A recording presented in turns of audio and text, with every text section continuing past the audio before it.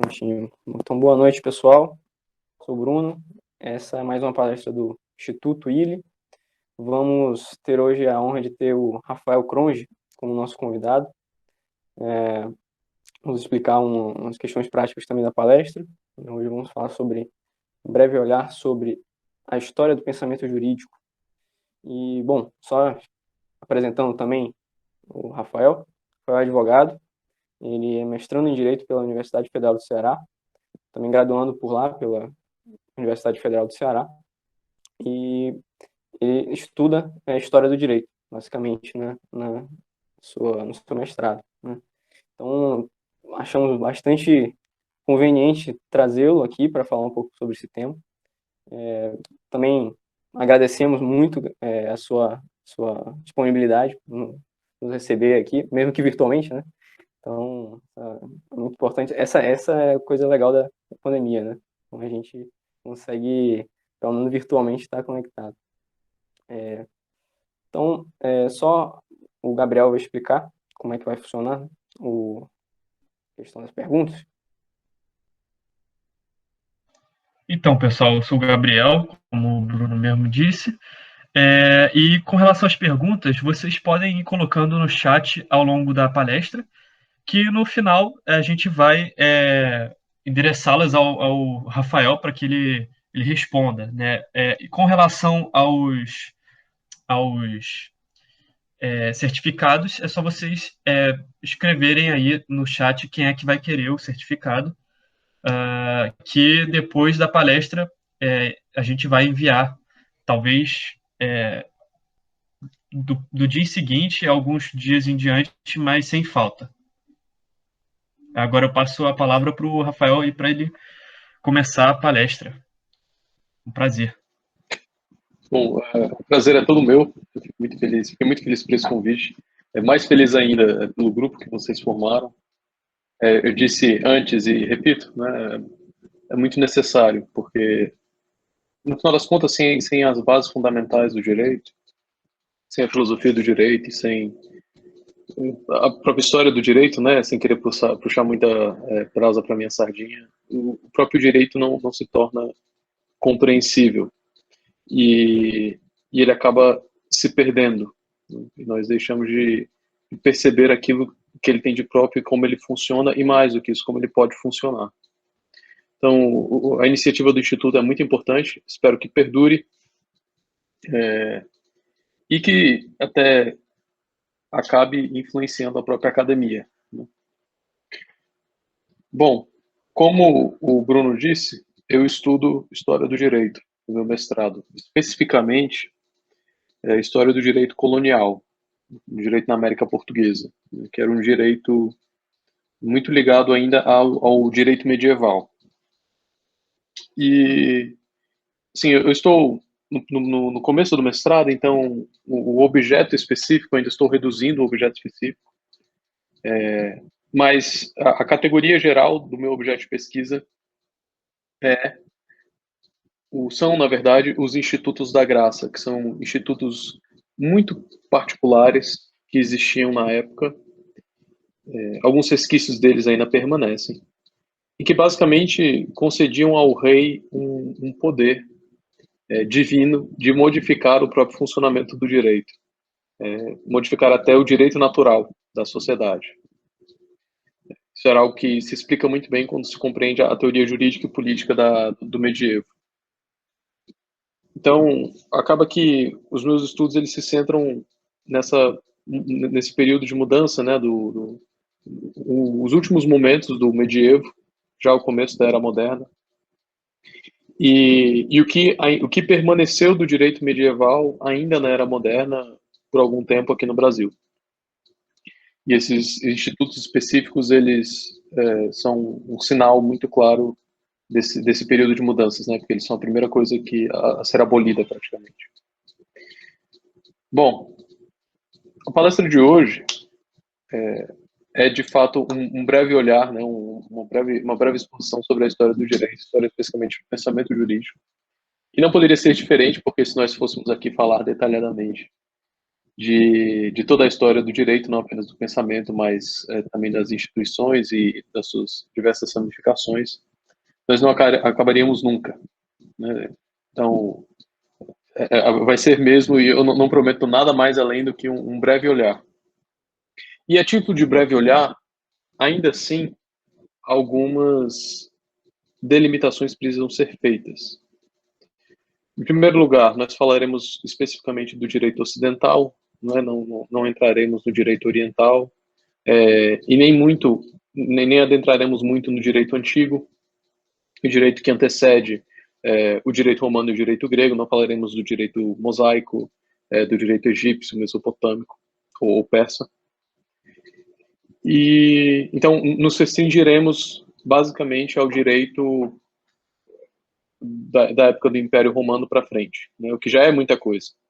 E mais ainda, falaremos especificamente do pensamento jurídico e não tanto das experiências jurídicas. E aqui isso é uma distinção importante, porque se nós fôssemos falar de instituições jurídicas, nós adotaríamos um caminho diferente, né? O nível de detalhe e de descrição seria muito maior dos institutos jurídicos, das experiências jurídicas e das particularidades de cada época e de cada região. E o pensamento jurídico, por sua vez, acabaria ficando um tanto em segundo plano. A verdade é que essas duas ramificações, que não são as únicas, né, é possível ainda fazer uma história, por exemplo, das fontes do direito, que é um estudo ainda mais específico, no qual se estuda quais eram as fontes do direito em cada época, não é, como elas funcionavam, como elas se desenvolveram. Porque, pasmem, a lei escrita nem sempre foi a única fonte do direito, e nem mesmo a principal em boa parte da história ocidental. Então, essa delimitação, ela impõe restrições ao que nós falaremos aqui. Já que vamos falar especificamente de história do pensamento, certamente alguma coisa vai ficar de fora, né? Algo vai se perder. E para evitar que essa perda seja prejudicial, ao falar de alguns momentos históricos, eu tentarei dar algumas pinceladas também de história das instituições e de história das fontes, porque, pelo menos ao que me parece, as três coisas não podem ser compreendidas apropriadamente de maneira autônoma, então é necessário que elas sejam sempre relacionadas em alguma medida. E são essas basicamente as limitações. Então, para começarmos do começo, não é? Bom, na verdade tem mais uma coisa que vale a pena ser dita. Para que essa explicação possa ser feita, uma explicação breve, de aproximadamente 40 minutos, 50 minutos, algum esquematismo é necessário também. Então, será necessário recorrer a alguns esquemas não incorretos, mas certamente imprecisos. E esses esquemas eles acabam reduzindo as épocas aquilo que há de mais comum dentre elas, mas um olhar mais detalhado mostraria que esses elementos em comum não são nem os únicos e às vezes até podem passar despercebidos, né? Então, eu vou adotar a seguinte chave explicativa, que é uma chave explicativa que me parece correta, mas, como eu disse, ela é imprecisa. Basicamente, eu vou explicar o pensamento jurídico relacionando com o pensamento histórico e com o pensamento ético, que eu acredito que isso ajuda a dar alguma clareza quanto a ele. Então, no primeiro momento, nós falaremos de como os gregos e os romanos pensavam a história e a vida humana, e de como isso se relaciona com o direito, com o fim último da justiça. Segundo lugar, como os medievais pensavam a história, qual era a concepção da história deles e como eles pensavam a vida humana também e como se relaciona com o direito, com as características do direito medieval. E por último, como os modernos, e aqui especificamente os modernos, já depois da primeira fase da modernidade, já ali na fase que está mais próxima da Revolução Francesa, como eles pensavam a história e como eles pensaram o direito, portanto, e que é mais ou menos o modo como nós pensamos o direito até hoje. Primeiro ponto, direito grego e romano, ou melhor, pensamento jurídico grego e romano. Há, entre os pensadores e os juristas gregos e romanos, uma certa unidade fundamental. Seja porque eles tinham religiões muito parecidas, seja porque os romanos beberam diretamente dos gregos, e aqui eu falo especificamente de Platão e Aristóteles, quando foram pensar o seu sistema jurídico, quando foram pensar a sua sociedade, seja porque era algo como um espírito do tempo que pairava sobre todos os povos da época. Esse pensamento em comum pode ser reduzido de maneira muito esquemática à seguinte fórmula: a ideia de que, no final das contas, a vida humana está ligada de tal modo à natureza, e à natureza material, né, que ela segue, junto com a natureza, o ciclo de todas as coisas. Então, a vida humana, ela também se submete à temporalidade e à mutabilidade. Mas assim como a natureza é cíclica, a vida humana também é cíclica. E, numa visão religiosa particular, que se desenvolve no orfismo, mas que parece ter muita influência com as outras religiões, com a religião pública grega e com a religião romana, existe uma certa compreensão de que nesse processo natural, nesse processo cíclico natural, existe um grande ciclo, que é o ciclo da vida da matéria, e que é um ciclo que se repete eternamente. Isso é o que se chama de mito do eterno retorno. Existem algumas críticas a ele, alguns dizem que essa visão era mais dos filósofos do que dos historiadores, por exemplo, né, e mais dos filósofos sacerdotes do que dos historiadores.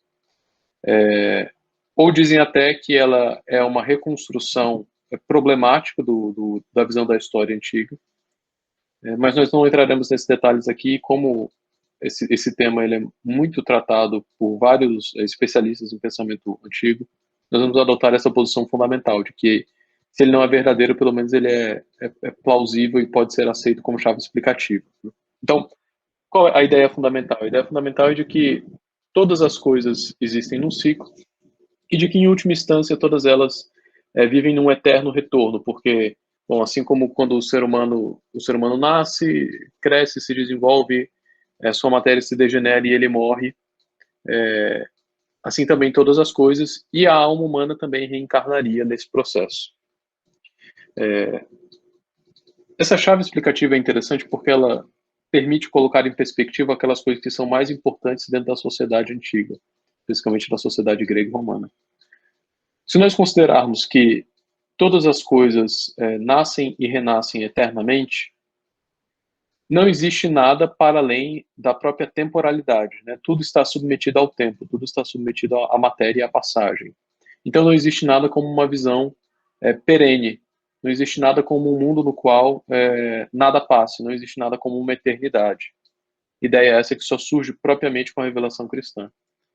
Então, se tudo se submete à passagem, se tudo passa sempre, o que é aquilo que tem valor máximo? O que é que importa ultimamente? Não pode ser a vida eterna, porque ela nem mesmo existe. Precisa ser, então, um alto grau de participação nessa mutabilidade. Ou seja, dentro desse fluxo temporal, dentro desse ciclo temporal, alcançar um elevado grau, uma elevada posição hierárquica que ou lhe dê controle, ou lhe dê alguma forma de sinergia, de harmonia com esse fluxo temporal. É aqui quando pelo menos me parece que a política antiga pode ser compreendida, porque quando você observa tanto as investigações platônicas quanto aristotélicas acerca da política, todas elas param na política, por assim dizer. Nenhuma delas transcende para além da política. Claro, Platão bebe da sua investigação filosófica, né, e na medida em que compreende como a alma pode ser ordenada, ele transpõe esse modelo para a política também, tentando compreender como uma cidade poderia ser ordenada de acordo com a verdade conhecida na alma. E Aristóteles por um caminho mais ou menos diferente. Busca compreender como a cidade poderia ser ordenada, tendo em vista o fim último do homem. O fim último do homem, que é a sabedoria, né? Que é que é o modo de vida mais excelente, né? Que é a vida madura, própria daqueles homens que estão em perfeita harmonia com a ordem da realidade. Nesses dois esquemas explicativos, sejam alegóricos ou não, o que nós vemos é que a participação política, seja a do rei filósofo, seja a do homem maduro, que consegue dizer aquilo que é justo ou injusto e consegue, portanto, ordenar a cidade, parece ser o ápice da vida. Não existe um estágio de vida mais elevado que esteja fora da política. Aristóteles mesmo diz, né, quem vive fora da política ou é um louco ou é um deus. Então, para o homem, para aquele que é verdadeiramente homem, a vida política é não apenas uma necessidade, mas é nela que se dá o ápice da vida humana. Então, a partir daqui começa a ficar claro que quando nós falamos de justiça e quando nós falamos de ética, né, da justiça como uma virtude, nós estamos falando eminentemente de uma virtude política no pensamento clássico. Ou seja, a justiça, ela não existe fora da política. Não existe justiça entre os homens e os deuses, nem existe justiça entre os homens e os loucos, ou poderíamos colocar entre os bárbaros, né? Não propriamente. Existe justiça apenas entre aqueles que vivem na mesma cidade.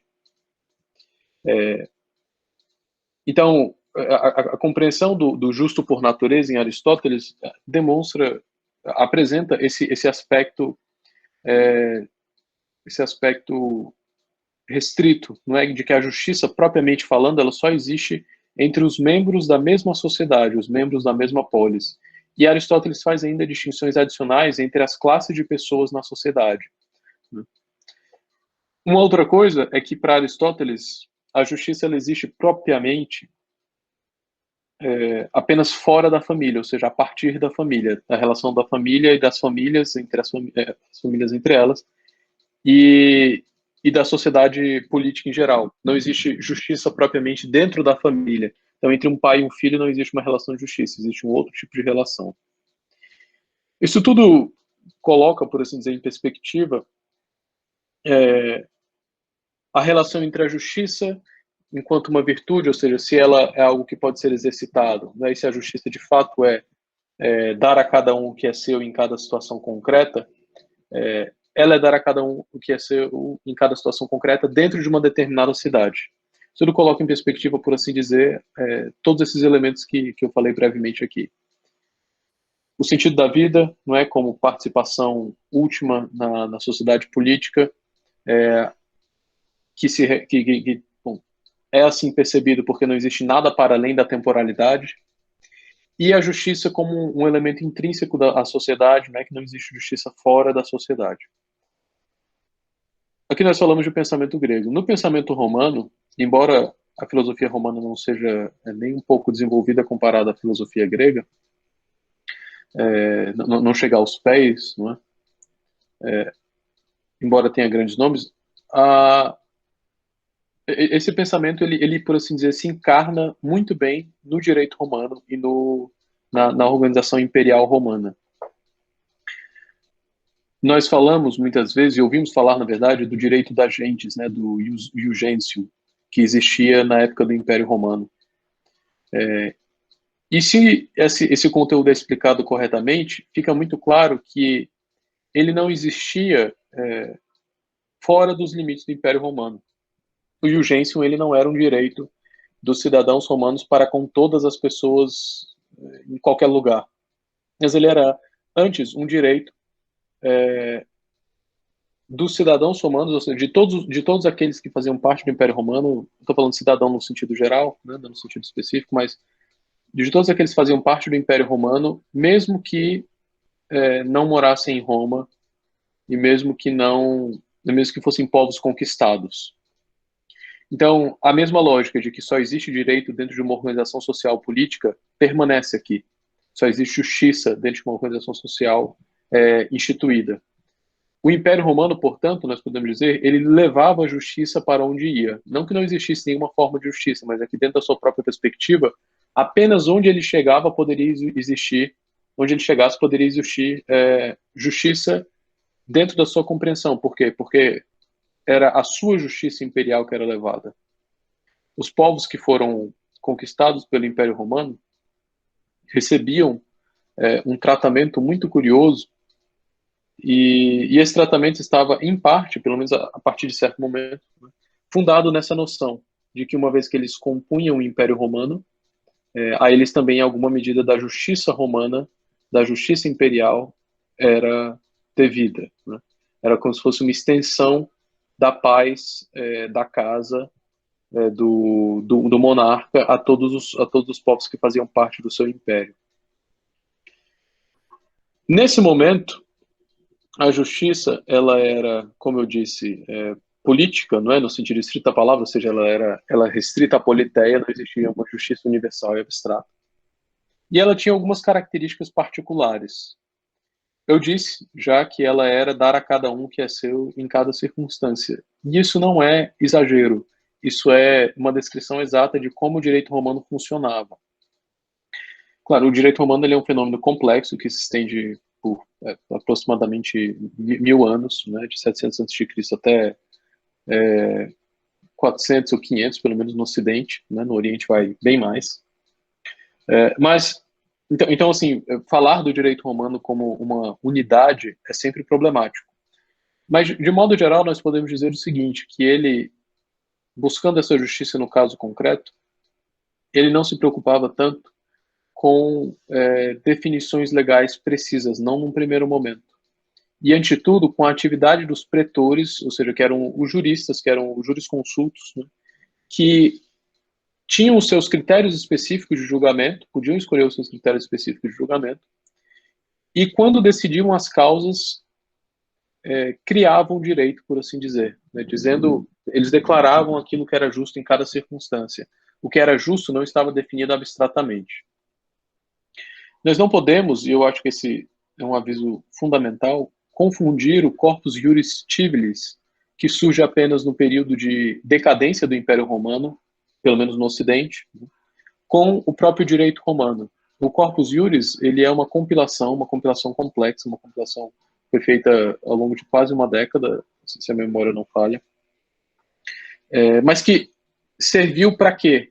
Qual era a intenção do corpus iuris e do Código Justiniano, né, e também do Código Theodosius, que antecede o Código Justiniano? Era organizar um material bruto do direito romano, as decisões dos principais jurisconsultos, enfim, tudo aquilo que compunha o direito romano, as legislações imperiais também, organizar tudo isso de tal modo que o ensino do direito pudesse ser feito com mais qualidade. Por quê? Porque naquela época já se percebia uma decadência da prática jurídica. Então, aquela compilação, ela só surge no momento de decadência. Não é coincidência que logo depois Roma cai. Um fato curioso é que o Corpus Juris chegou a ser aplicado em Constantinopla. Ele não foi apenas uma compilação em Constantinopla, ele foi fonte do direito em Constantinopla, fonte do direito real. Mas nós estamos falando aqui de direito ocidental, então não entraremos por essa via. Então, eu acho que esses são os aspectos mais fundamentais e, como eu disse, muito resumidos, do direito grego e romano, do pensamento jurídico grego e romano. Essa preocupação com a justiça no caso concreto, e a concepção de que só existia justiça mesmo dentro da política, dentro da cidade, dentro de um império. Não existia justiça para com o outro fora do império. Apenas quando esse era incorporado é que existia justiça. No segundo momento, nós temos aí, com a queda do Império Romano, uma circunstância, uma instituição, na verdade, que começa a surgir já nos últimos séculos do Império Romano, mas que, num primeiro momento, nesses primeiros séculos até a queda do Império, ela não se preocupa tanto com o direito, não com o direito citadino, né, não com o direito político, se preocupa com questões jurídicas internas, mas não se preocupa tanto com o direito para a sociedade. precisamente pelo motivo, pelo fato de que ela estava excluída da sociedade porque ela era perseguida, não é? E também porque até então ela não tinha verdadeiramente uma posição política tal que exigisse dela uma reflexão sobre a justiça na sociedade. Ela podia deixar isso, e deixava de fato a cargo do império. Estou falando aqui, não sem motivo, não por coincidência, da Igreja Católica, né, que surge já no primeiro século e que pouco a pouco começa a se instituir, começa a se constituir, vai tomando corpo e toma corpo, na verdade, até hoje. E pouco a pouco, com a queda do Império, ela ascende à posição de principal força política do Ocidente, pelo fato de que não existia mais nenhuma quando cai o Império Ocidental. A Igreja ela tem um direito próprio, e sempre teve, que é o direito que nós chamamos hoje de direito canônico. Quem lê, por exemplo, a Didaquê, que é um dos primeiros documentos da Igreja, já percebe ali uma preocupação em determinar critérios para a administração dos sacramentos ou para a celebração do culto. E isso tudo já é direito canônico, né? É mesmo que o direito canônico rudimentar. Pouco a pouco, à medida que a necessidade vai exigindo, o direito canônico vai se desenvolvendo e vai ganhando corpo genuíno, né? Ele ganha corpo durante todo o medievo e, infelizmente, não teria oportunidade de explicá-lo detalhadamente aqui, mas ele é um sistema muito peculiar. Mas o que importa saber é que ele, surgindo na Igreja, no medievo, ele começa a ser não apenas um direito da Igreja, mas, em primeiro lugar, pelo fato de que os povos foram cristianizados e se converteram, portanto, passaram a fazer parte da Igreja. E dois, pelo fato de que os principais juristas eram juristas da Igreja, né? Os que pensaram o direito, principalmente a partir do século XI, século XII, eles eram pessoas da Igreja, eles eram teólogos. O direito romano ele se torna elemento constitutivo do direito comum medieval, direito esse que surge a partir do final do século XI, começo do século XII. Entre o século V e o século XI, o que existem são basicamente direitos tribais, o direito das tribos germânicas, que tinham algum fundamento no direito romano, tinham algum fundamento também, na medida em que eram cristianizados, no direito canônico, mas que tinham uma estrutura muito autêntica e muito relacionada com a sua própria visão de mundo, que ainda era, de muitos modos, a visão de mundo grega e romana, né? Uma visão de mundo pagã. Era uma visão menos complexa, mas era semelhante em muitos aspectos. A visão de mundo cristã, que surge com a Igreja, via a realidade de uma maneira diferente. Eu falei aqui que, na visão de mundo política, na compreensão da história dos gregos e romanos, não existia nada nenhum para além, não existia nenhuma eternidade. Nós podemos até considerar que Platão arranha essa realidade, né? Mas alguns argumentam também que, na verdade, Platão está desenvolvendo o seu raciocínio, antes de tudo, com base em analogias. Então, não fica claro se aquilo é uma realidade mesmo, que ele acredita que existe, ou uma analogia explicativa, né, da essência da realidade. A ideia de uma realidade suprassensível, que não apenas é analógica, mas que de fato existe, só se consolida mesmo com a revelação. Em poucas palavras, a realidade da cidade de Deus, ou da Nova Jerusalém, ou da cidade celeste, né, ou da própria igreja, que é uma realidade divina, uma realidade humana e divina, na qual os homens podem participar, e que, participando, eles não perdem o seu status de cidadão terreno, mas eles se tornam também cidadãos celestes. Essa perspectiva de uma vida eterna, essa perspectiva de uma realidade para além da realidade política, que Santo Agostinho magistralmente diferencia e coloca as duas numa justa posição, né?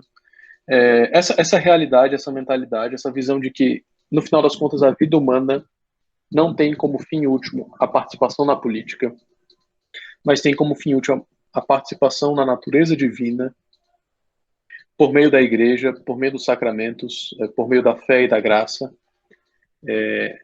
Ela informa o pensamento medieval e o pensamento político medieval. Informa o pensamento político medieval de maneira muito prática, quando a igreja exige que os impérios e que os reinos se submetam a ela quanto às questões de fé e moral. Porque se o fim último do homem é a salvação da sua alma e a participação na natureza divina, é óbvio que a fé e a moral vêm antes de todas as questões políticas, e elas devem guiar todas as questões políticas. E se manifesta também no pensamento jurídico, quando esse é visto não apenas como um direito formado de mais de um ordenamento, porque essa é uma característica do direito jurídico do direito medieval, o pluralismo jurídico, né? Não existia um ordenamento jurídico como existe hoje, o ordenamento jurídico político, existiam vários. E os principais eram o direito romano interpretado pelos juristas, não o direito romano puro, mas o direito romano interpretado pelos juristas, e o direito canônico. Então, por essa distinção, quer dizer, você tem duas instituições centrais na vida social: a igreja, que leva os homens para o céu, e o Estado, que prepara o caminho para essa conversão e para a santidade, né? O império, na verdade. Então, é óbvio que você vai ter pelo menos dois ordenamentos jurídicos, e que esses ordenamentos jurídicos não vão se diferenciar propriamente. Por quê? Porque algumas questões não podem ser ditas unicamente do Estado ou da igreja. Do Estado, eu estou usando essa nomenclatura errado. Na verdade, é melhor falar do império, mas do império e da igreja. Pensem, por exemplo, num casamento. Importante o quanto seja para a vida social, o casamento é, dentro da perspectiva da igreja, ainda mais importante para a vida espiritual. Porque ele é não apenas um meio de... um modo de vida, não é? Um modo de vida ao qual o homem e a mulher são chamados, mas ele é também um meio de santificação, e se ele for feito da maneira errada, se o sacramento do casamento não for feito corretamente, ou se ele não for realizado de modo algum, as pessoas envolvidas no casamento não estão casadas e estão vivendo numa circunstância de pecado, que lhes levará para o inferno. Então, existe a importância social? Existe. Mas existe ainda mais a importância espiritual do casamento. E por isso que uma realidade como essa não pode ser tratada apenas dentro da perspectiva medieval, pelo direito real ou pelo direito romano, pelo direito das cidades, pelos costumes. Ela precisa ser regulada pelo direito comum. Mesmo que o direito comum, bom, no processo, o direito comum não entendido como um código, o direito canônico, né, não entendido como um código de direito canônico, mas como regulado pela igreja, pelos sacerdotes, pelos bispos, para aqueles que têm autoridade, têm um mundus apostólico. Então, o direito medieval, por essa própria circunstância, ele é plural, ou seja, não existe um ordenamento jurídico, existem vários ordenamentos jurídicos. E esses ordenamentos jurídicos, eles não se limitam absolutamente. Em determinado caso concreto, o juiz ele pode aplicar o ordenamento que lhe parecer mais justo, aquele que conferir a circunstância à medida da justiça mais concreta. Então, ele pode aplicar o direito canônico, o direito civil, o direito do reino, o direito comum romano, né? O direito da cidade, o direito da guilda, ou o direito feudal, o pacto feito entre um senhor e um vassalo. Então, é isso que o Espanha chama de uma geometria variável do direito comum. Ou seja, os pesos, as medidas não estavam estabelecidos de antemão. Qual ordenamento se aplicava a qual caso não estava estabelecido de antemão nem absolutamente, mas era estabelecido em cada caso particular, né? é diferente, é radicalmente diferente do que nós temos hoje, e de que Kelsen, que nós devemos a Kelsen, né, que é tanto o criador dessa visão quanto o seu melhor intérprete, da visão de que existe uma hierarquia fixa no ordenamento jurídico e que o âmbito de incidência de cada nível dessa hierarquia é limitado pelo âmbito inferior ou pelo âmbito superior, né? Então você não pode aplicar uma legislação estadual quando tem uma legislação federal regulando o tema, dependendo das pessoas que fazem parte, dependendo das causas. Então, nós temos uma hierarquia fixa hoje. Isso não existia no direito medieval. E não existia por quê? Não existia porque, dentro do pensamento medieval, a visão da realidade era vista como uma realidade plural, que tinha pelo menos duas instituições fundamentais. Por quê? Porque o fim humano era duplo também. O homem tinha a finalidade de ser gregário, a finalidade de participar da vida política, tinha. Mas ele tinha também, sem anular essa finalidade, a finalidade de participar da natureza divina. É isso que Santo Tomás expressa quando fala das quatro leis, né, a sua explicação das quatro leis. Quer dizer, existem aquelas leis que são propriamente divinas, a lei eterna, que é a que nós não conhecemos, a lei divina, que é a parte revelada da lei eterna, na revelação e na tradição. Existe a lei natural, que é aquela que constitui a natureza, e existe a lei criada pelo homem. Por que existem quatro leis? Porque existem âmbitos de realidade do qual o homem participa que são distintos e se relacionam. Não se confundem, mas também não se separam absolutamente. O homem faz, ao mesmo tempo, parte da sociedade política, com as normas criadas pelos seus príncipes, pela lei humana, faz parte da natureza, e por fazer parte da natureza, faz parte da sociedade política, faz parte também da cidade celeste, e participa da natureza divina de modo superior ou inferior, seja em pecado ou em graça, e, portanto, a lei divina lhe é aplicável.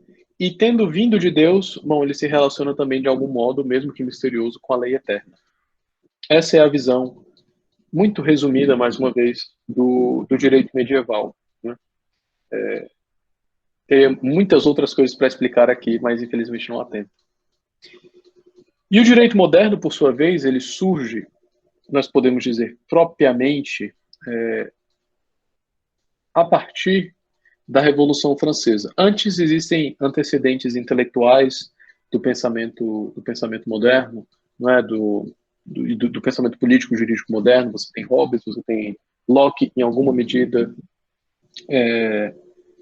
mas propriamente mesmo esse pensamento moderno ele só se consolida com as revoluções liberais. O período que vai do final da Idade Média até as revoluções liberais, chamado de período do Antigo Regime, nomenclatura que é normalmente aplicada à França, né, mas que poderia ser aplicada com maior ou menor imprecisão também aos outros países europeus. Esse período do Antigo Regime, que é quando acontece o absolutismo, fenômeno também muito mal interpretado, é quando acontece a ideia de direito divino dos reis, que ainda é uma certa modificação do pensamento medieval, né, já com uma visão nacionalista e não mais universal, que era uma característica do direito medieval, mas uma visão mais medievalista, mais nacionalista, mais paroquial, por assim dizer, mas ainda assim guardando algum resquício do pensamento medieval. Então, é depois daí que nós podemos falar propriamente, se quisermos ser rigorosos, de um pensamento político e jurídico moderno. Ali nas décadas que antecedem e até hoje, que as revoluções liberais.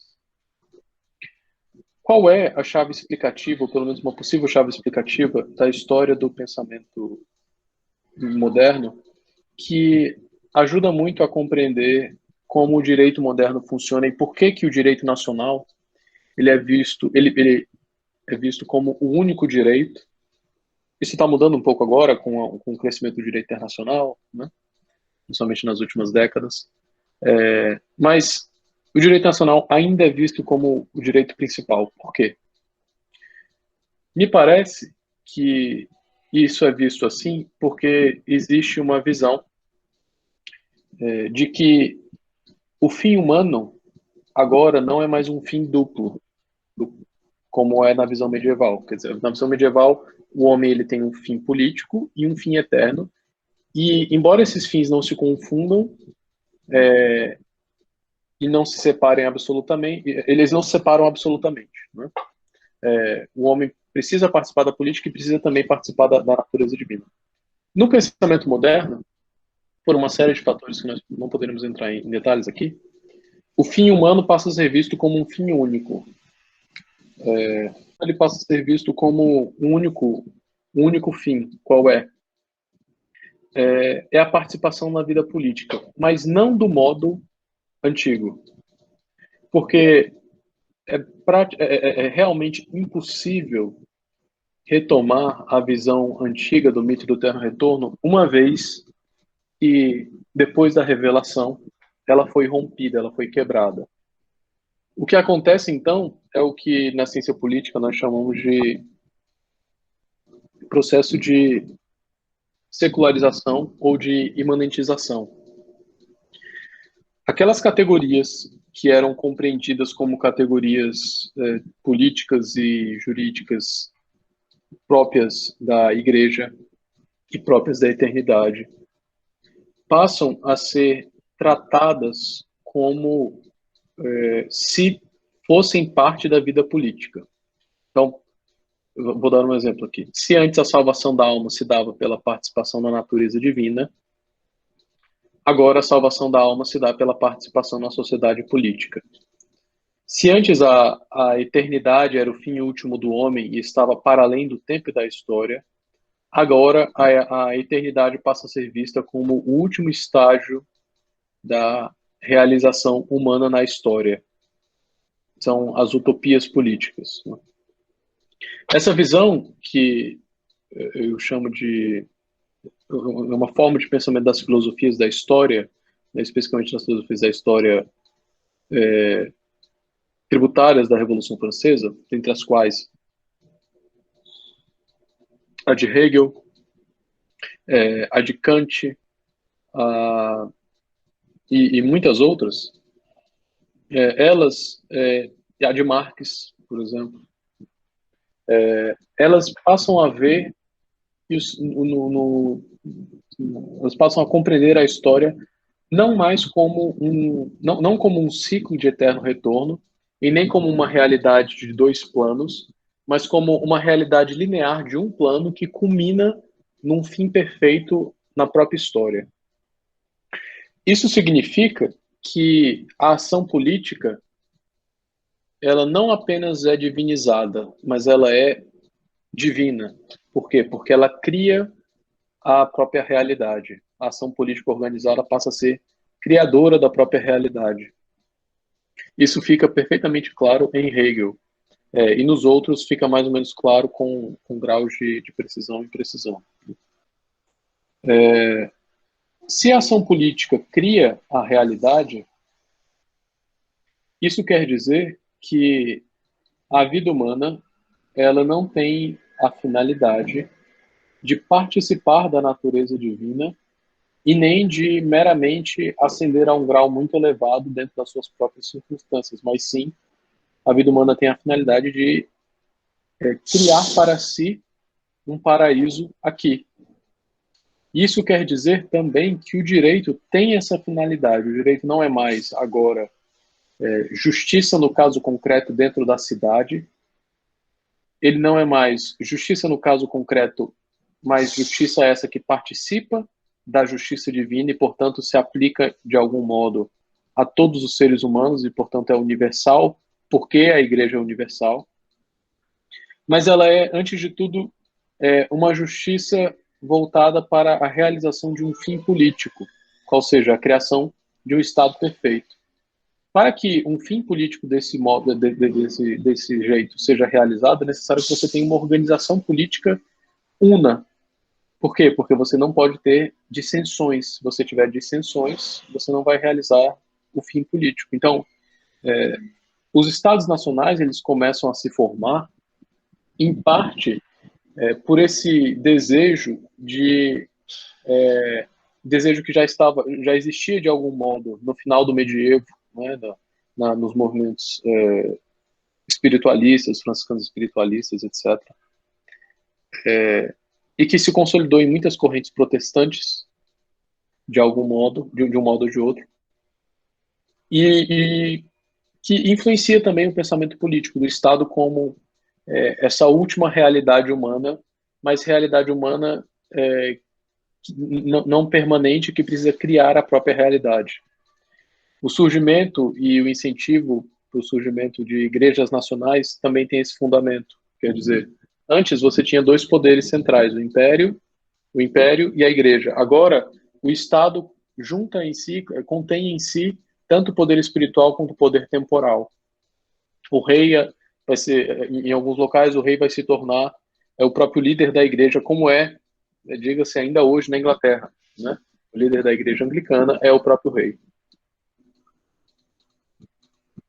Isso significa que a justiça agora, em maior ou menor grau, ela é medida não pela natureza e não pela constituição concreta da sociedade e não pelas medidas estabelecidas pelo próprio Deus, mas pelos fins estabelecidos pela própria sociedade para si. Então, se uma sociedade tem o fim de trazer plena liberdade a todos os homens, vai ser justo aquilo que fizer aproximar a liberdade e distanciar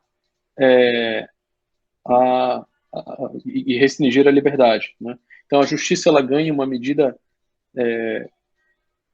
finalística. Bom, a justiça sempre tem uma medida finalística, né? Mas a finalidade dela se torna agora uma finalidade de realização política, histórica e realização de um paraíso dentro do mundo.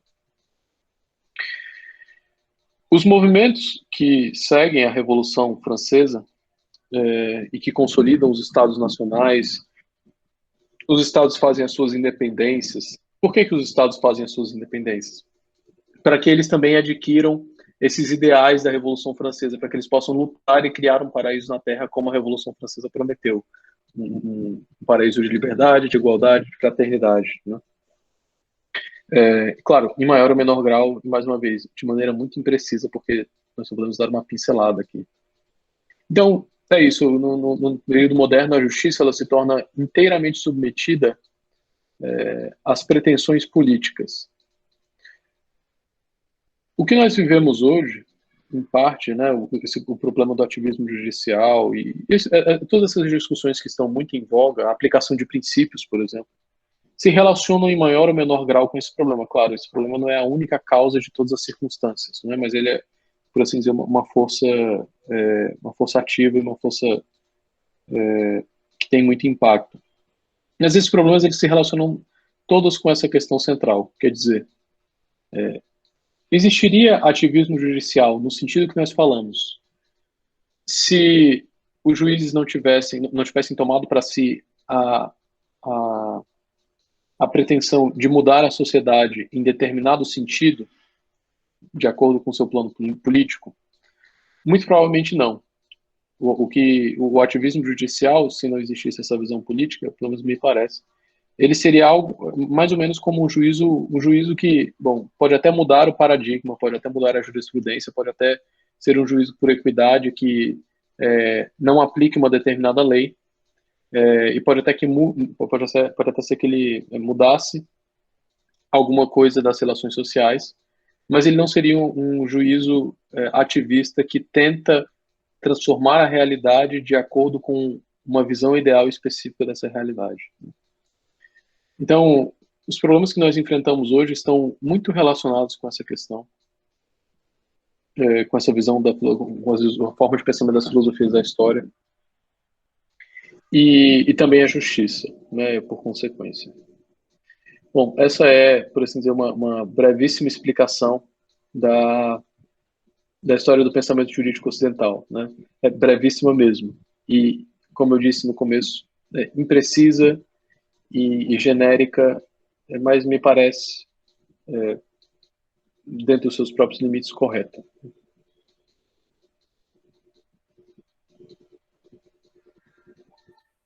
Opa, muito ótima a palestra. Eu teria uma pergunta aqui. Será que a gente pode... Acho que você acabou dando uma exposição muito mais profunda, inclusive, do que a gente esperava. Eu esperava uma coisa muito por aquela linha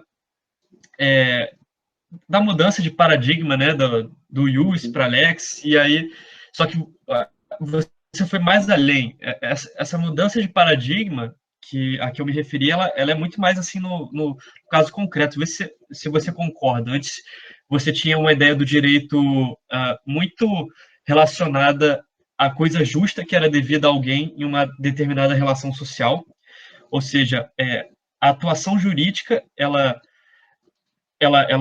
girava em torno de você dar a cada um o que lhe é devido, e agora passa a ser justamente uma questão da vontade de quem tem a vontade mais forte, né? E eu acho que, complementando, né, isso que eu falei, é justamente o que você falou, a vontade mais forte para um fim político, né? Exatamente. E aí você passa a ter todo esse fenômeno das ideologias, né? Que, pelo que eu sei, eu ainda, infelizmente, não tive o prazer de ler o autor, o Eric Voegelin, mas ele fala bastante disso, né? É por aí o caminho? É por aí mesmo, porque, veja só, essa chave explicativa é muito utilizada, né, quanto ao pensamento clássico e ao pensamento moderno, comparando o pensamento justnaturalista clássico com o pensamento moderno, de que durante a antiguidade, durante o medievo, existia uma distinção muito clara entre ius e lex, e que o justo poderia depender da lei, mas poderia não depender também. Isso é muito claro no pensamento jurídico medieval, no pensamento jurídico na América Portuguesa, que é o que eu estudo, e no pensamento jurídico antigo. A lei, ela só ganha o papel principal e ela só se confunde com a justiça quando, dentro dos Estados nacionais, ela passa a ser vista como um instrumento principal de regulação dos comportamentos, mas não de regulação pela própria regulação, né? Mas de regulação para atingir determinado fim. Então, a lei se torna a medida da justiça, por quê? Porque é ela que diz para a sociedade como a sociedade será no futuro. No medievo e na antiguidade, a lei não tinha essa função prescritiva no sentido de guiar a sociedade para um determinado fim. O fim era ditado pela compreensão da realidade, pela relação entre, seja pelo mito do eterno retorno, seja pela teologia da história, né? Mas a lei, ela tinha a função de dar uma medida abstrata de justiça para que, em determinado caso, a justiça fosse mais facilmente encontrada. É mais ou menos quando nós pensamos que o corpus juris civilis, ele era considerado como uma ratio scripta pelos medievais, né, especificamente pelos medievais século XI, XII para frente. Por que ele era uma ratio scripta? Porque eles consideravam que, bom, é como se a própria razão tivesse sido escrita e como se as medidas abstratas de justiça já estivessem todas contidas ali, especificamente no digesto, que é a segunda parte do Corpus Juris. Esse texto, como eu disse, ele foi formado de uma compilação de textos, de inúmeros textos e por um trabalho muito árduo de toda a produção jurídica do Império Romano. Então, eles viam naquilo ali a manifestação clara de que das medidas abstratas de justiça, não é? Mas quando eles iam aplicar o Corpus Juris Civilis, eles aplicavam o Corpus Juris indiretamente. Eles aplicavam por meio dos comentadores ou dos glossadores, por meio de, por exemplo, Bartolo, por meio de Acúrcio. Eles não aplicavam diretamente. Por quê? Porque passava antes por um filtro civilizacional que fazia com que aquilo fosse mais adequado ao caso concreto. E mais do que isso, se determinada norma não fosse adequada e não fosse considerada justa, ela não era aplicada. Então havia uma preocupação com a justiça no caso concreto a despeito da lei. Por quê? Porque a lei não tinha a finalidade de guiar a sociedade. Ela tinha a finalidade de dar uma medida abstrata que facilitasse o juízo. No período moderno, a situação se inverte completamente, né? A lei passa a ser a única fonte. Quer dizer, hoje nós vivemos uma circunstância tal que, pelo menos do ponto de vista da teoria jurídica, a lei ela é a única fonte de direito, né? Alguns até argumentam que a doutrina também tem um papel, mas minoritários ainda, ou que a jurisprudência teria um papel já a partir do novo CPC, né, no direito brasileiro e tal. Mas o papel delas ainda está muito restrito, pelo menos formalmente, a nível de discurso político e discurso jurídico, à própria lei. Por quê? Porque a lei é aquela que guia a sociedade para o fim, para o seu próprio fim.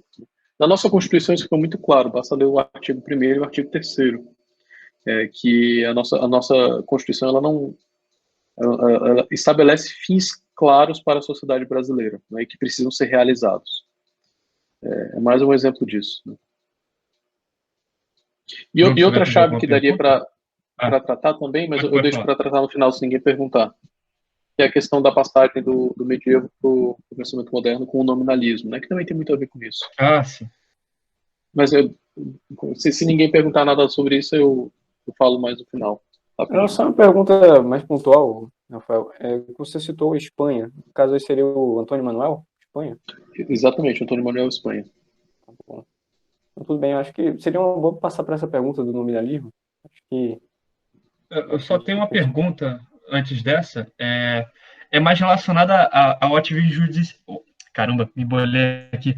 Ao ativismo judicial, que você acabou mencionando no final. Você acha que essa questão do ativismo judicial ela tá ligada a esse paradigma da Lex, ou você acha que é uma coisa diferente que está acontecendo? Isso foi uma pergunta que botaram hoje na caixinha, eu fiquei pensando nisso, porque, assim, certamente é um outro lado do voluntarismo, mas já não é mais a lei a medida da justiça, mas é simplesmente a sentença judicial, né?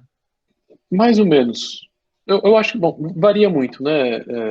Eu acho que varia muito de país para país também, né? O que nós temos, assim, o fenômeno do ativismo judicial. Mas pelo menos aqui no Brasil, o que se percebe é que o discurso que legitima o ativismo judicial, ele é sempre um discurso pretensamente fundamentado na Constituição. Então, mesmo que ele fira a Constituição, ele está fundamentado na Constituição. Ele diz, não, eu estou... em inúmeros casos, né? Vou aprovar essa legislação, vou aprovar o aborto até tal momento. Por que não? Porque constitucionalmente as mulheres têm o direito à liberdade, o direito à vida. Então, mesmo que fira a Constituição, ele está fundamentado na Constituição. Então, ao menos formalmente, ele está atrelado a esse paradigma da Lex. Agora, o que é necessário levar em conta é se, no final das contas, não prepondera uma visão política da justiça, ou seja, de que o STF, o juiz de toda a hierarquia, tem, antes de tudo, uma função política de fazer a sociedade caminhar num determinado sentido, previsto pela Constituição, mas não limitado pela Constituição. Me parece, talvez o caminho seja por aí, né? Mas acho que só um estudo mais detalhado para diferenciar bem essas duas coisas. Eu acho que agora é ótimo passar para essa questão do nominalismo, que realmente é muito importante. Bom, o nominalismo, ele é a última das filosofias escolásticas, né? Ele é a filosofia que surge na quarta escolástica. Eu acho que, por unanimidade, assim, pelo menos os historiadores da filosofia que eu já vi, ele é considerado um momento de decadência da escolástica. Mesmo aqueles que são simpáticos ao nominalismo, né, especialmente aqueles de uma corrente mais lógica, pessoal que trabalha com discurso, com linguagem agora, né, tem alguma simpatia no nominalismo. Mesmo eles consideram que o nominalismo é a decadência da escolástica formal, né, da escolástica de São Boaventura, de Santo Anselmo, de Santo Tomás de Aquino, de São Roberto Magno e de Duns Scott. Né. O nominalismo, especificamente, enquanto uma posição filosófica, né, ele surge a partir de um problema de interpretação de Aristóteles, especificamente das categorias de Aristóteles. Porque em Aristóteles existe o seguinte problema, né, nas categorias. Ele fala da existência dos gêneros e da existência dos indivíduos, das espécies. Né? Na verdade, gênero e espécie também são ambas categorias genéricas. Né? Mas é melhor falar de indivíduo e de gênero. Então, ele fala que existe o indivíduo e existe o gênero, e que o indivíduo é a substância, traz em si a substância por excelência, e de que os gêneros ou as espécies seriam substâncias de segunda categoria. Mas ele não define muito bem o que são essas substâncias de segunda categoria, se elas existem de fato, e onde elas existiriam, ou como existiriam, ou se elas são apenas descrições genéricas da realidade. A primeira escolástica, ou melhor, a primeira, a segunda e a terceira escolástica, adotam a primeira posição, de que elas existem nas coisas e de que os gêneros são reais. É aquilo que fala, tem a música do Jorge Ben, né? Que fala de São Tomás, um dos exemplos disso, né? É de que ele diz assim que aqueles que afirmam que a relação não é uma realidade da natureza e sim da razão estão enganados. Por quê? Porque se o gênero existe, de fato, as relações entre os seres não são realidades meramente racionais, ou seja, criadas e percebidas pela razão, mas elas são realidades naturais. Por quê? Porque o homem se relaciona com Deus, os gêneros todos estão em Deus, então os gêneros existem todos em Deus e o homem faz parte, participa desses gêneros. Todas as coisas participam, cada uma dos seus gêneros. A quarta escolástica, que é a nominalista, ela considera que os gêneros eles são apenas criações linguísticas, então eles não têm realidade ontológica. Por causa disso, o nominalismo ele acaba impedindo o progresso na investigação filosófica. Por quê? Porque a investigação filosófica, desde Platão, ela é muito fundamentada na analogia. Em Platão, de algum modo, em Aristóteles de algum modo, mas com Santo Tomás isso fica muito claro, especificamente na analogia entes, ou seja, é partindo das compreensões dos entes particulares e das suas naturezas que nós podemos analogicamente chegar até aos últimos graus da escala do ser. No caso, o próprio Deus, mas não apenas o próprio Deus, mas todos os outros graus da escala do ser. Esse conhecimento analógico ele é o fundamento da ontologia e é também o fundamento da política. Porque a compreensão da política exige a compreensão de uma natureza humana que seja compartilhada por todos os homens e que possa ser comunicada, compreendida e comunicada, e que possa ser a base de da constituição de uma sociedade. Quando o nominalismo diz que os gêneros não existem, ele acaba afirmando a impossibilidade do conhecimento filosófico e acaba afirmando a impossibilidade de uma compreensão da política como uma realidade que, ao menos em parte, decorre da natureza humana. Claro, não dá para imputar tudo no nominalismo, mas essa ideia de que a realidade humana política é puramente criada pelo homem tem um fundamento nominalista. Por quê? Porque se o homem cria o gênero, se ele cria as palavras, é óbvio que ele vai criar a política também, que vai ser tudo convenção. Né? E aí, bom, entrando em termos aristotélicos, não existirá mais justo por natureza. Por quê? Porque a natureza nem pode ser conhecida e é uma ficção. Ela só existe nos indivíduos, mas ela não existe genericamente. Só existe o justo por convenção.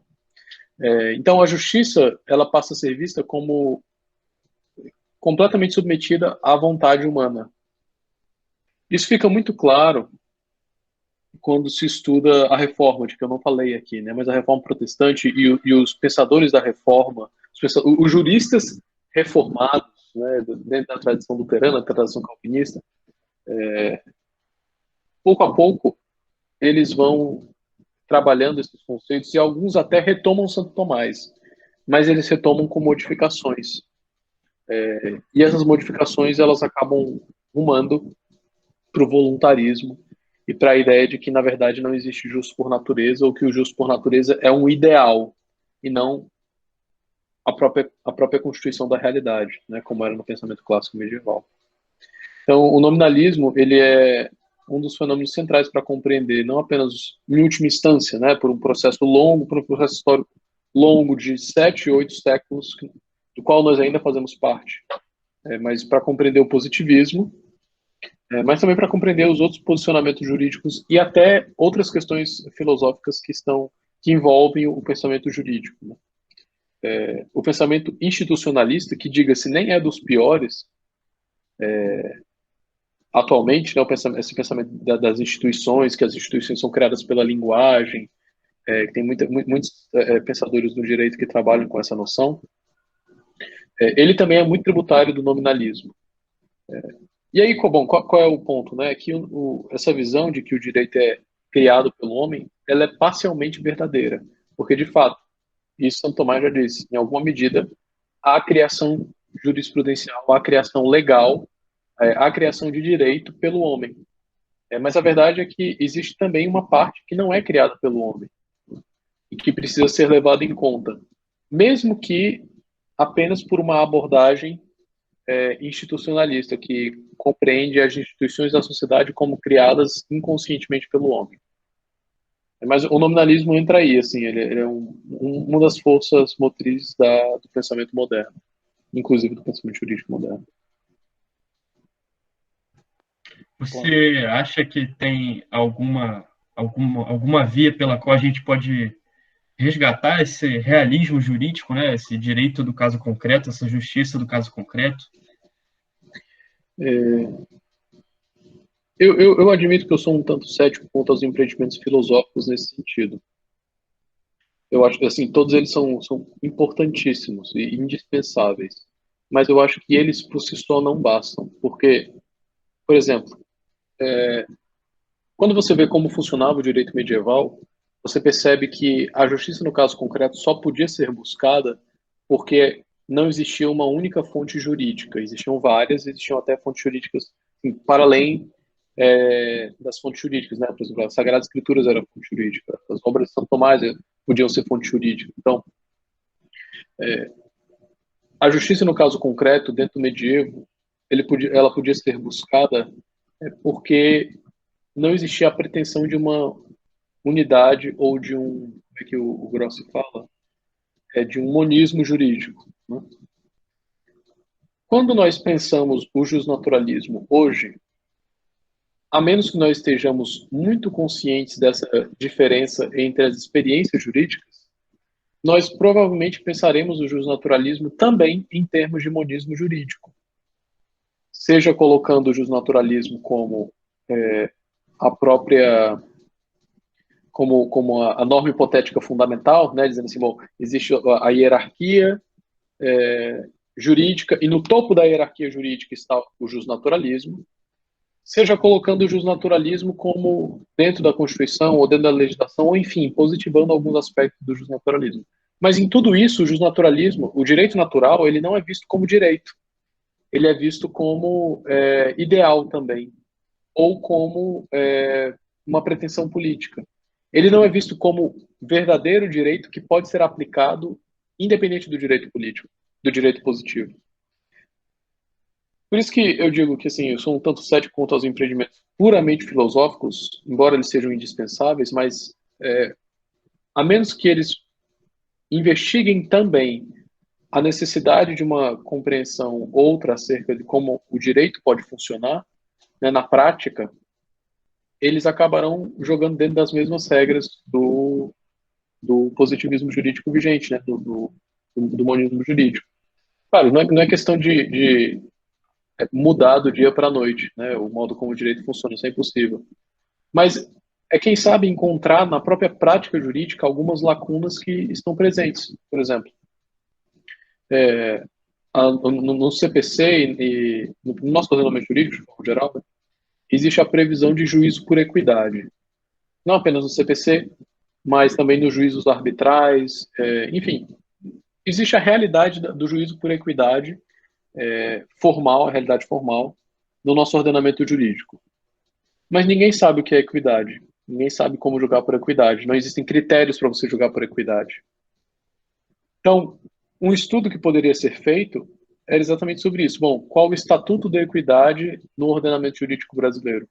Um estudo desse tipo, se fosse feito comparando a equidade antiga, a equidade moderna, a equidade medieval, a equidade moderna, e vendo as possibilidades da equidade ser aplicada hoje, e não apenas um estudo, mas advogados que, compreendendo isso, vissem possibilidades concretas de aplicar isso dependendo do caso, bom, isso eu acho que causaria um impacto muito grande no funcionamento do direito. Ou, por exemplo, e essa é uma coisa que eu, pontualmente, claro, porque cada caso jurídico é um caso, né, mas pontualmente tento aplicar, é perceber em que medida uma causa jurídica é sustentada, antes de tudo, pelo raciocínio jurídico, ou seja, pela razão, do que pela fundamentação legal. Em alguns casos, principalmente os casos mais em tribunal superior, o raciocínio jurídico, a fundamentação legal é indispensável, mas sem o raciocínio jurídico adequado, a fundamentação legal não serve de nada. Se você quiser fazer um recurso especial e você fundamentar juridicamente muito bem, mas não tiver um raciocínio jurídico bom que demonstre a admissibilidade do seu recurso, você vai cair na súmula 7. Então, assim, se tem algo que dá para ser aprendido e incorporado, sem ser necessário, sem que seja necessário mudar completamente o sistema jurídico, esse estatuto da razão no pensamento jurídico, né, de que, bom, a lei existe, é verdade, mas a lei ela é uma medida abstrata de justiça. Então, toda a argumentação em torno da lei precisa levar em conta fatores extralegais e que, dependendo da filosofia jurídica que você adota, a própria lei vai ser interpretada de maneira diferente, né? Então, que existem possibilidades de mudança assim, do funcionamento do direito pelo próprio funcionamento do direito hoje. Acho que esses são assim, o que eu vejo, né? Isso é o que eu vejo. Bruno, você vai perguntar e falar alguma coisa? Isso era só a última pergunta, mas como de praxe a gente já faz aqui no Instituto, uma dica de bibliografia, Rafael, mais esses estudos introdutórios, estudo da história do direito, alguma recomendação? Faria para nós? Eu tenho várias. Primeiro, esse que eu já falei, do Espanha, né, mencionei por cima, que é o Cultura Jurídica Europeia, um livro fenomenal e verdadeiramente indispensável. Cultura Jurídica Europeia e os outros livros do Espanha também, mas aí vai muito depender da pesquisa de cada um, né? Mas os mais importantes são Caleidoscópio do Direito, no qual ele reflete sobre a relação entre direito e uma teoria do direito, uma teoria da história. Também o Caleidoscópio do Antigo Regime e as outras obras dele, as Vésperas do Leviatã e as outras obras jurídico-políticas dele. Além do Espanha, as obras do Paulo Grossi, o jurista italiano, renomadíssimo, principalmente Ordem Jurídica Medieval, mas também outras. Infelizmente, algumas não estão traduzidas ainda, mas eu sei que brevemente sairão aqui. Mas, para quem quiser se aprofundar, por exemplo, sobre direito canônico, ele tem uma obra chamada Scritti Canonici, que é escritos canônicos, né, escritos em direito canônico, disponível de graça no site do instituto dele, né, que é o Instituto para o Pensamento Jurídico Moderno, Medieval e Moderno. Mitologia Jurídica da Modernidade, do Paulo Grossi também, que eu acho que é uma das obras fundamentais para entender como o pensamento jurídico moderno não é nem um único e ele não é uma necessidade. Ele não é uma necessidade histórica, né? Mas ele foi criado e ele pode também não ser, pode ser descriado, por assim dizer. Recomendo também as obras do Paulo Prodi, outro italiano, jurista italiano, católico, um dos grandes especialistas em Concílio de Trento, infelizmente faleceu recentemente. Em português, existem duas obras dele traduzidas. Uma chamada, como é que é o nome? Uma História da Justiça. Essa trata da formação do direito medieval e do direito moderno. E uma outra que tem traduzido dele, que não é exatamente jurídico, mas é interessante, é Ocidente Sem Utopias, é dele com o Máximo Cacciari. Tem várias outras do Paulo Prodi, mas aí eu também não vou indicar, porque depende muito do gosto de cada um, né, dos interesses de cada um. Mas muitas outras sobre a relação entre direito e alma no medievo, a relação entre o Concílio de Trento e o direito moderno e o direito medieval, enfim, várias e várias. Recomendo também a obra Instituição Histórica do Direito, do Bartolomé Claveiro, que é uma introdução à história do direito. As obras do meu orientador, as obras e os artigos do meu orientador, que é Gustavo César Machado Cabral. Para quem for começar, especialmente a obra Ius Comuni, que é essa daqui. Saiu pela Lumen Iuris. É uma obra muito boa para entender a formação do direito medieval também. E bom, para não sobrecarregar vocês de indicações, uma última obra eu indico História do Direito na Europa, do Antônio Padua Chioppa. Eu dei preferência a indicações de obras que estão disponíveis em português, né, para facilitar o acesso.